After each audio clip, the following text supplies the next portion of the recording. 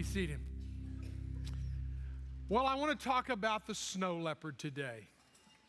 The ever elusive snow leopard that he's supposedly out there, but we can't find him, or you see him, you spot him, and then he runs off. Not exactly the snow leopard, but a snow leopard, if you will. And that snow leopard is something that maybe some of y'all have figured it out, know where it's at, know where to get to it and find it and discover it, make it a part of you. And that is what, in one word, is called happiness. What's it going to take for me to get to a spot that I have renewable, sustainable, life-giving happiness? I mean, that sounds so simple rolling off the tongue, but sometimes it is so elusive in our lives. But yet our nation was built upon the Declaration of Independence that said we believe certain things. We hold these truths to be self-evident, that all men were created equal and that we endowed by their Creator with certain unalienable rights, that among these are life, liberty, and say it with me, the pursuit of happiness. We have a country that was built on the belief that we have the right to pursue happiness. And I think that is absolutely correct, and there's nothing wrong with that at all. And I thank our founding fathers for creating a nation with that as its bedrock. But at the same time, I want us to understand that this is not just an American thing, that this is actually a God thing. That God actually wants you to be happy. Now, it's not his chief aim in life to make you happy, all right? His chief aim is glory, his glory. But in his glory, in his awesomeness, in his incredible beauty, he sees beauty in you being happy. And that's one of the things he wants for us. That's one of the things he prescribes for us. In Psalm 32, David had been racing, running from God, all that kind of stuff, doing his own thing, hiding from God for over a year. And finally, he broke. Finally, he broke, and when he broke, he got on his knees. He prayed to God, God, help me in this darkness. Lift the weight off my shoulders. You read it for yourself, Psalm 32. But this is how he opens it up. Happy are those whose sins are forgiven, whose wrongs are pardoned. I tell you what, whenever you want to see a weight come off somebody's shoulder, whenever they are living in shame, they're living in guilt, they're living in hidden sins, and you see that come off their shoulder because they walk into a relationship with God and he sets them free, happy is not descriptive enough, okay? Not only there's other times. In Deuteronomy, is another time when he said this, happy are you, O Israel. We are, then, if you will, the people of God. So the people of God, happy are you, people of God, who is like you. When we're like God, we're happy. Oh, a people saved by the Lord. Whenever Jesus was giving his one and only message that we have full length recorded in the scriptures, the Sermon on the Mount, Matthew chapter 5, 6, and 7, 3 chapters of all of Matthew, chapter 5, 6, and 7, he opens it up in the very opening line that he gives to his disciples. He said happy. He says blessed. So a lot of translations say blessed, but literally the word means happy. Blessed are you, blessed are you, blessed are you. About, I don't know, maybe 9, 10 times he says, blessed are you, happy are you, happy are you. And he literally lays it out. Almost a progression into happiness. So I'm saying all of this to say that guys, gals, listen up. Don't settle. Don't settle. Don't take a synthetic, man-made substitute form of imitation happiness. Get the real stuff, okay? When you get the real stuff, the old stuff will fade away and you will forget it in a heartbeat. Now, some people say this is how you get happiness. It's all mindset. You just have the right mindset. Mindset is everything today. Mindset is the buzzword of today. If you'll have the right mindset, you will have happiness. It's just mind over matter. You just need to choose happiness. And that may help. Certainly a negative attitude. You know, some people brighten up the room when they leave the room. So, certainly a positive attitude, well, it will do wonders for you. But I don't know that it will give you happiness. Sustainable, enduring happiness. Happiness is a destination for some people. Now, when you think about destination, I'm thinking about over there. You know, when it's over there, I'll have happiness. Irma Bombeck wrote a great book years and years ago. She said, the grass is always greener over the septic tank. Think about that one. If you're looking over there, that other person's marriage, that other person's life, that other person's car, that other person's, you don't know what they've gone through. You don't know the emptiness of their soul. I'm not saying every one of them's empty, but I'm just saying this. You cannot make a judgment from the seat that you're in that they're happy on the other side of that fence. So don't get into the I wish I wish over there. If I could just get there, then I will be happy. Happiness for other people is something even more different than that. Sorry, I just closed my message notes. That was a very short message today. Thank you all for attending Grace Point Church. Destination disease. Go to the next slide. I can figure it out from there. Happiness is more. That's another lie, if you will, from the pit of hell. That if I'll just collect more, gather more, have more, get more stuff, then that will make me happy. Now, I'm laying all this out there to say there's a lot of synthetic, man-made imitation happiness. That what it will do for a short moment, for a quick fix, it will make you happy. But it will be like this. Happy. It's not sustainable, enduring, reproducible, ongoing kind of happiness. Don't settle for the synthetic. Don't settle for the imitation in any sense of the word.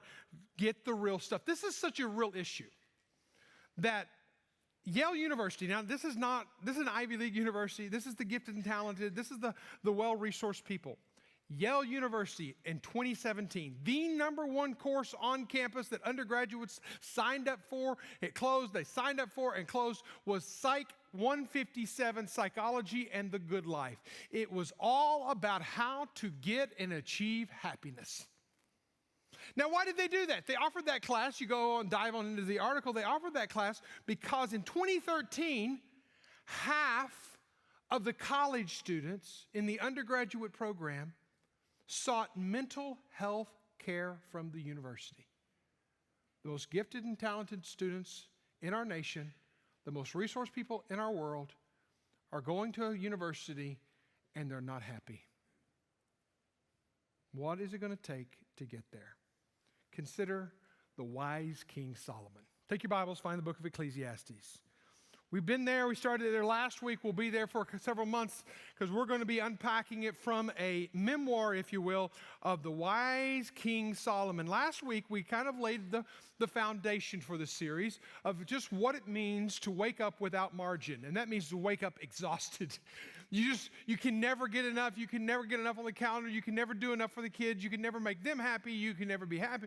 And it goes on and on. That was last week's, his philosophical laying out framework, okay? This week, chapter 2, is his autobiography. Basically what he does in this chapter is he writes out why he came to this conclusion, how he struggled with his own form of happiness. And yet he is a very successful king. Born with a silver spoon in his mouth? Absolutely. Born to King David, the most powerful, the most revered king of Israel. That was his daddy. Daddy leaves him a kingdom in the black, not in the red.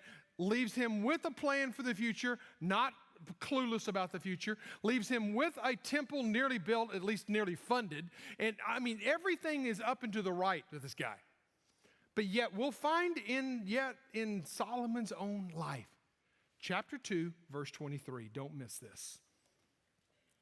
Even in the night, his heart does not rest.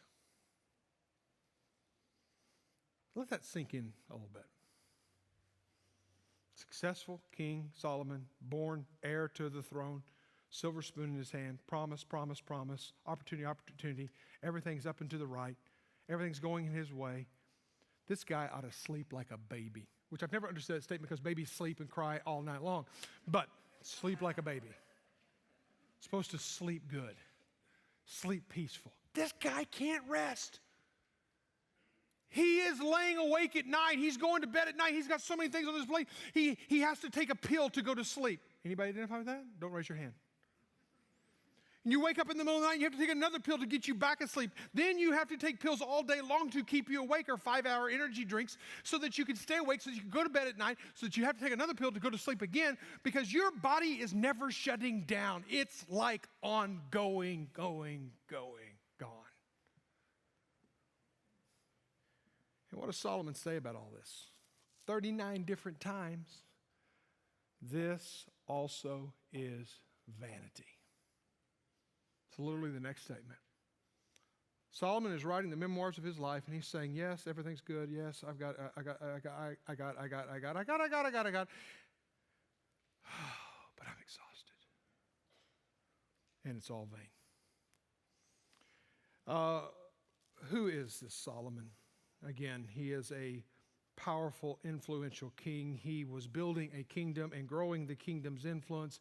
He was a king, so therefore he was busy. He was building his kingdom, not only his kingdom, but he was also making treaties with other kingdoms. So his influence was even growing. He was making treaties with Egypt. He was making treaties with Tyre. He was making treaties with Persia. He was making even treaty with the Philistines. The Philistines were David's arch enemy, Daddy's arch enemy. And what is Solomon doing? He's making a treaty because he's got this swagger about him. He's got this woo about him. He's got this ability. He's an incredible king. And this is his life, and this is his story. He is a busy kingdom climber family. And does he have a family? And we'll talk about his family in a little bit. 1,000 wives worth. We talked about last week, took a little quick phone survey, asked you if these 4 words describe you. Busy, corporate, climbing, family. Now again, I don't go back unpacking all of those. I just ask you if 2 of the 4 describe you. Self-declaring, okay? If they don't describe you, they don't describe you. This is what you said. 63% of you said yes. 2 of at least 4 of those words describe me. I'm a busy guy, man. My plate is full. I'm a busy mom. I'm a busy worker in the office, whatever. Busy. Corporate. I'm in a corporate society where I'm climbing and I'm progressing and I'm moving and I've got plans and I got a career pathway or a vocation pathway. If you heard me last week, I'm a climber in that I have a vision for the direction of my life, and I have a family. That's Solomon. Listen, Solomon could live in Northwest Arkansas and make it quite well. But at the same time, wake up exhausted. So what does Solomon do? Chapter 2, verse 1 and verse 2. I said in my heart. Now, stop right there. Anytime the only voice that you listen to is your own voice, you're just dumb. It's foolish. I said in my heart. So this is the plan. He's making his plan, not consulting outside sources. He's not getting wisdom from other godly people in his life. He's not asking God any questions. He's just saying, hey, listen, I think this is a good idea. I think I'm going to do this. I'm going to come now, and I will test you with pleasure. Enjoy yourself. That was the motto of his life. Just enjoy self. Bring on the pleasures. Now, he's going to use this word pleasure no less than 8 more times in the book of Ecclesiastes. Major theme that he's going to go on. But behold, this is also the word that he uses 39 times, also was vanity. I said of laughter, it is mad, and of pleasure, what use is it? Here's a man with all-out, hot-hearted pursuit towards being happy. And there's nothing wrong with being happy. Hear that again and again and again. But what I want you to see through Solomon is he did not complete the pathway on his own. There are 3 sequential steps, if you will, on the pathway pursuit to being happy. Jot them down. And listen, I'm going to give you so much information today, you're going to have to jot. If you got chipmunk fingers and you can type like that, then you go ahead and do that. But if you otherwise, you're going to probably need to write this down. But here's the very first sequential step, path, if you will, in the pursuit of happiness. 1 is a self-reliant path. I can do this myself. And I tell you what, owning your own life is very important, okay? Being responsible for you is very important.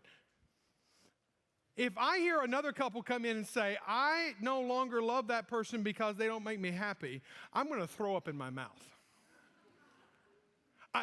Listen, it is not the chief aim of the person you're married to make you happy. They will not. That's not their goal to make you happy. That may make you unhappy, but they're not chief goal to make you happy.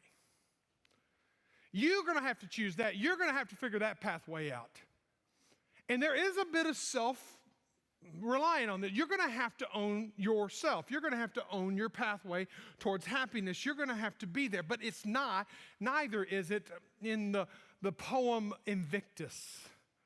I like Nelson Mandela, have studied him extensively, admire him afar, but certainly. But the line that says, I am the master of my fate, I am the captain of my soul, seems very secular humanistic. That I can do it, it's all about me, I'm self-reliant. That's taking it a bit far, but that's exactly where Solomon was. By the way, Solomon didn't need your help, my help, or anybody else's help. He had figured it out. Remember, I said to myself, I don't need your advice. I don't need your input. I don't need you asking me questions. I got this figured out.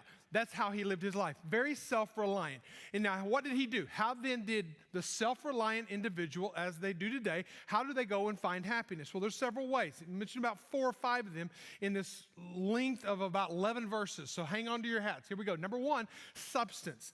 Many people, Solomon included, turn to substance. Something outside their body, a chemical that they put in their body to either mask over, to cover over, to fix, to cope with, to make them happy. But really, most of the substance like alcohol is actually a depressant, so it's not making them happy, it's just making them less unhappy. Get that? This is what he said in verse 3. I searched my heart. Again, he's just talking to himself. I searched with my heart how to cheer my body with wine. My heart still guiding me with wisdom, listening only to himself. And how to lay hold on folly. So basically, wherever the wine took him, he let it take him. Till I might see what was good for the children of man to under the heaven during a few days of my life. And listen, I'm going to live my life and I'm going to take it in. I have heard it. And sadly, I've heard it, and I know you have, and maybe some of y'all are living it. Some people have to start their day with their mimosas and end their day with their cocktails. They start their day with their mimosas so that they can maybe help wake themselves up a little bit. They have to knock the edge off with their cocktails because they've had a stressful day. And maybe once or twice a week, they got to get with the guys or the friends, and they got to have their few drinks because they got to make it right. Now, listen, I'm not a teetotaler. I am not anti-alcohol, okay? I've just seen what it's done to my own family. And what it has done to my own family, extended family, is that it creates a substance abuse, a dependency that even the most white-collar, put-it-together kind of people don't even see it in themselves. And they may laugh and make fun and have a party, but we got to remember what Proverbs 14:13 says, even in laughter a heart may be sad. Number 2, he tried success. Success was certainly one of the descriptors if you were to look at the life of Solomon. No doubt. I don't even have time to unpack this. Let me just hit this as quick as I can. Verse 4 says, I made great works. Circle that big bowl because that's about as big as you can say is I was good at what I did. He was successful in real estate. He says he built houses in verse 4. He built houses. Now, you got to understand that when a treaty happened between these nations, that what he got in a treaty was 1 wife and 2 houses. That's literally Egypt, treaty, 1 wife, 2 houses. 1 wife, 2 houses. How many houses did he have? I don't know, but he had 1,700 wives, 300 concubines, so he had a few houses out there too.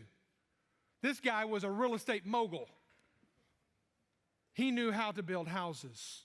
He was successful with land. It says in verse 4 through verse 6, I have planted vineyards and gardens and so on and so forth.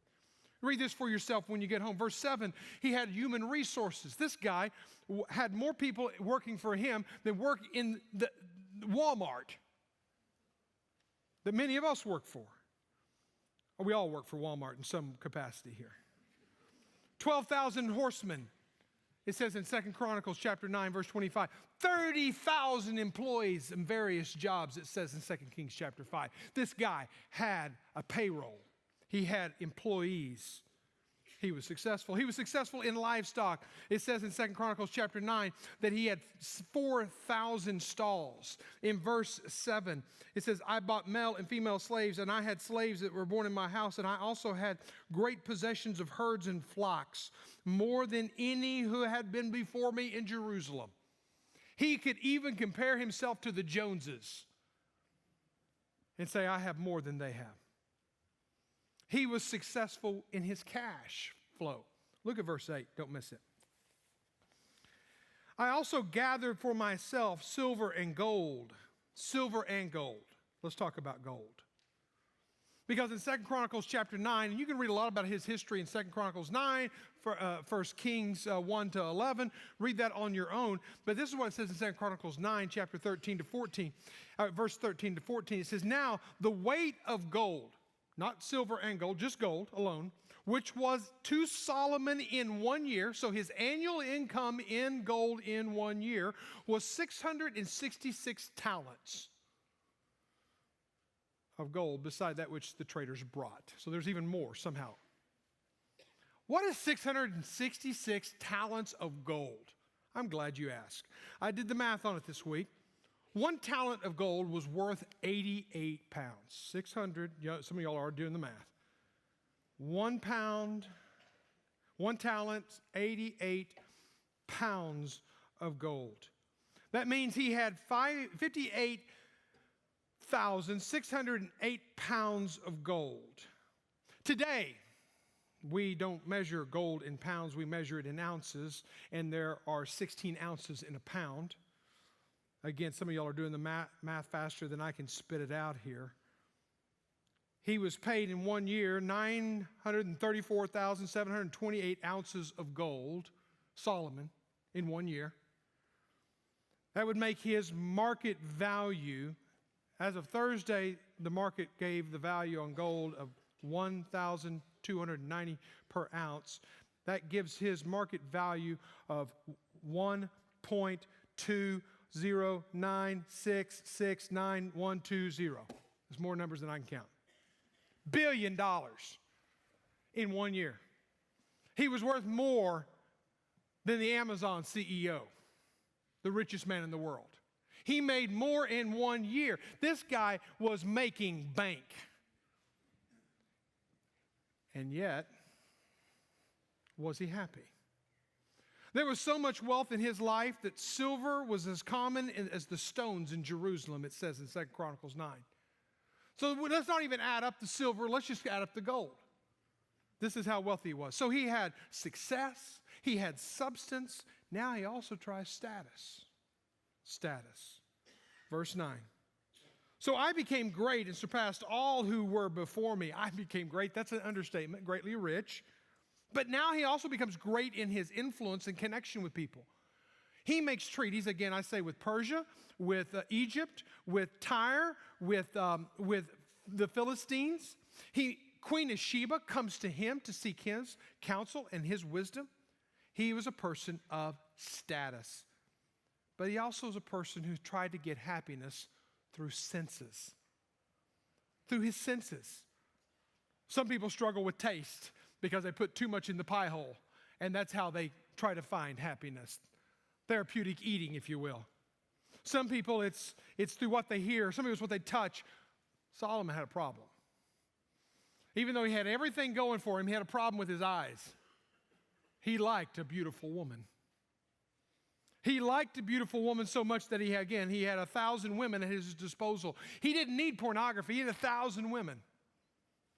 He had 1,000 women at his disposal, 700 wives, 300 concubines. It says in 1 Kings chapter 11, verse 1, that Solomon loved many foreign women. Think about that. What is that a description of? But a person who couldn't be content with one. That he loved many foreign women. Is he struggling? Yeah. He's struggling because what he's getting is he's getting everything he wants, and somehow he's not getting it all. He's still not there yet. If you want to add up your life, if you want to answer this question, what is my life worth? I said this back in December. I want to say it again. Add up everything in life that money can't buy and death can't take away, and that is the sum total of your life.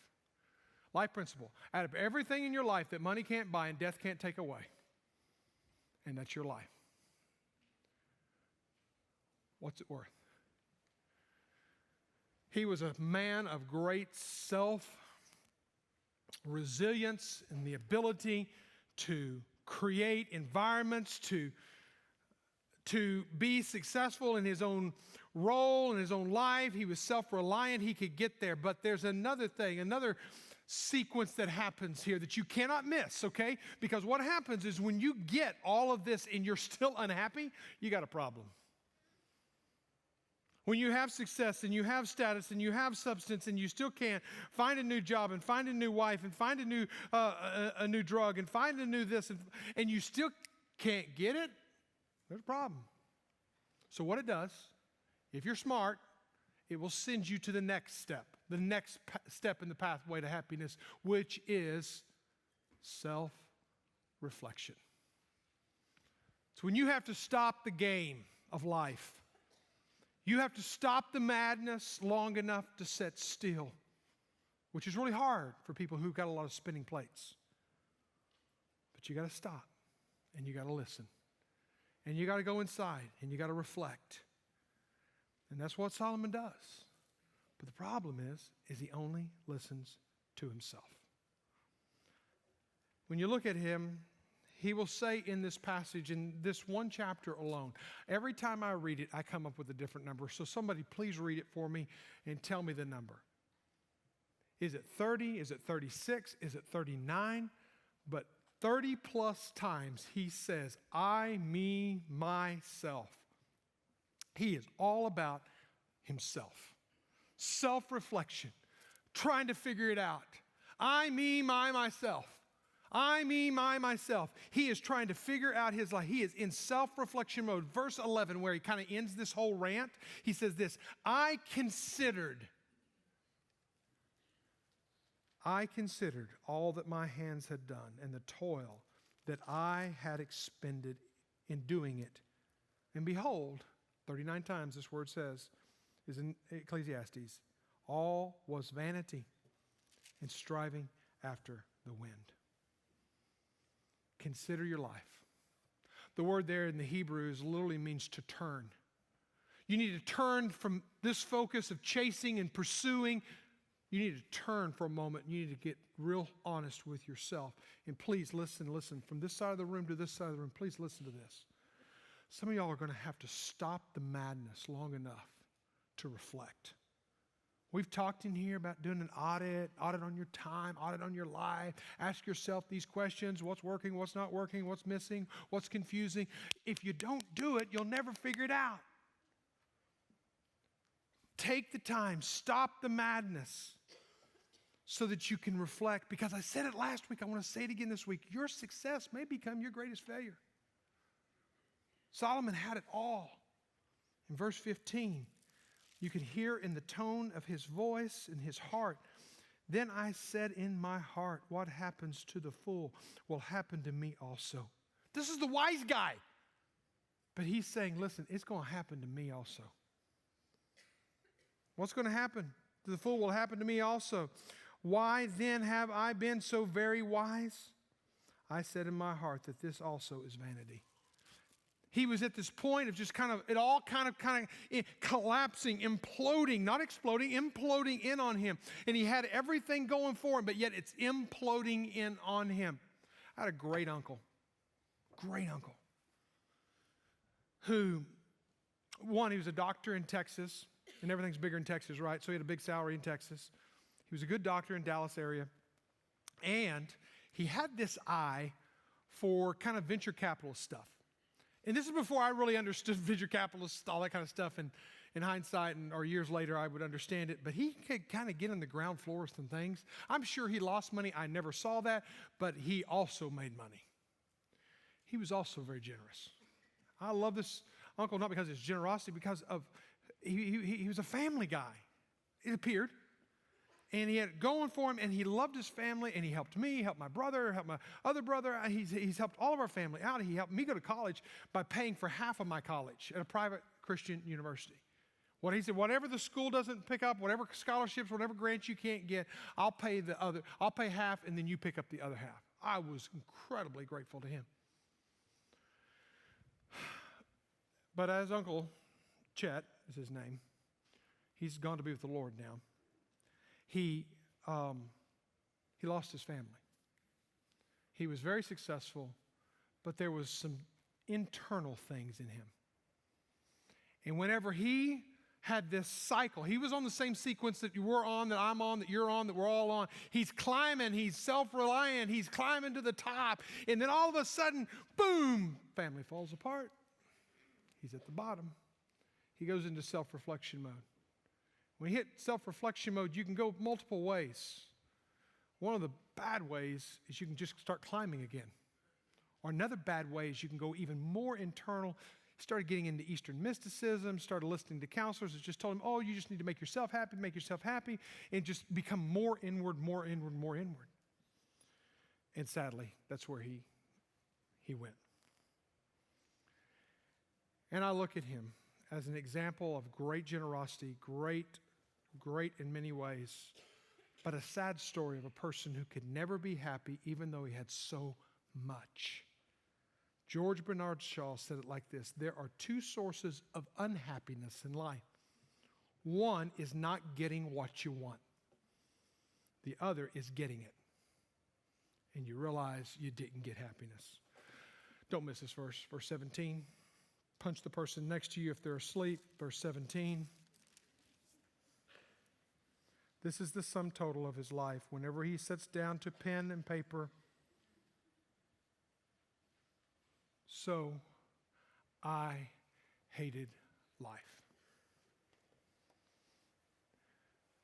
I considered my life, so I hated life.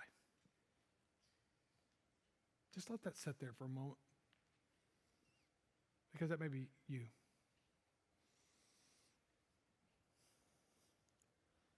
It's not what you thought it was going to be. The marriage is not where you thought it was going to be. The kids are not what you thought they'd be. The income is not what you thought it would be. I hate life. I'm not as happy as I want to be. I hate life. How do you get out of that? How does he get out of that? I think about the French humanist Voltaire, who said, I hate life, and yet I'm afraid to die. When you have done self-reliant, and self-reliant fails you, and it will, you'll come down to a point of self-reflection. In self-reflection time, it's time to really do inventory and figure life out. This next week, I'm going to be doing something. We're just giving you tools. You can take advantage of them, or you can ignore me, okay? Making spaces, small groups. Ignore me if you want to. Take advantage of it if you want. Financial peace. Take advantage if you want. Ignore me if you want. All opportunities, we're just putting them out there. You choose. I'm going to be writing my IDP this next week. We'll call it around here IDP. It stands for Intentional Discipleship Plan. I'm going with God this week, going to pull aside, going to get inside my own heart and head, and I'm going to say, God, where are you going? Where are you taking me? What are you doing in me? I'm going to take his word open. I'm going to start writing out, God, what are you doing in me? It's a tool online. You can do it or you can not do it. But I'm just saying that you've got to take time in your life when you're in that point of self-reflection. You've got to figure it out. Because hopefully you will end up at the third, which is the self-surrender path. When you get off your path and you get on God's path. Now, I know we don't like surrender. We don't like self-surrender because that means we're giving up. No. I'm not talking about giving up. This isn't giving up. It's giving over. I'm not talking about giving up your life. I'm talking about giving it over to a better plan, to a better maker, to the one who made us and created us and designed us. Listen, this is the world that we're living in. Anxiety, depression, suicide gesturing, personality disorders, obsessive behaviors, eating disorders, panic attacks, alcohol, other drug abuse, phobias, psychosis. These are not diagnoses on the verge of extinction. Instead, these are maladies seem to be thrive in our society like weeds in a garden, and they all drain us dry emotionally. We're not getting better. We're getting sometimes sicker. How do I get out of this cycle? Self-reliant, self-reflection, falling out, hating life. I think I'm going to have to move to a different path. Self-surrender. God, you got a plan? What's your plan? Let's finish this chapter up by looking at verse 24, 25, and 26. Because what? You read Ecclesiastes and you might get depressed. You might need some Xanax or something. I don't know what you take for that. But you might need something after reading Ecclesiastes. But I promise you, he's not trying to do that to us. As you go to verse 24, he says, there is nothing better for a person than that he should eat and drink and find enjoyment in his toil. That wasn't, he just got through talking about toil and vanity and getting tired and its emptiness. And now he's saying that, hey, you ought to find joy and eat and drink. Is he some kind of fatalistic kind of response? Just eat, drink, and be merry because tomorrow you're going to die. Is that what he's doing? There's not fatalism here. No, he's pointing us to joy. He says, find enjoyment in what you're doing, in the life you're living. Find it. Where do I find this secret sauce? This also I saw is from the hand of God.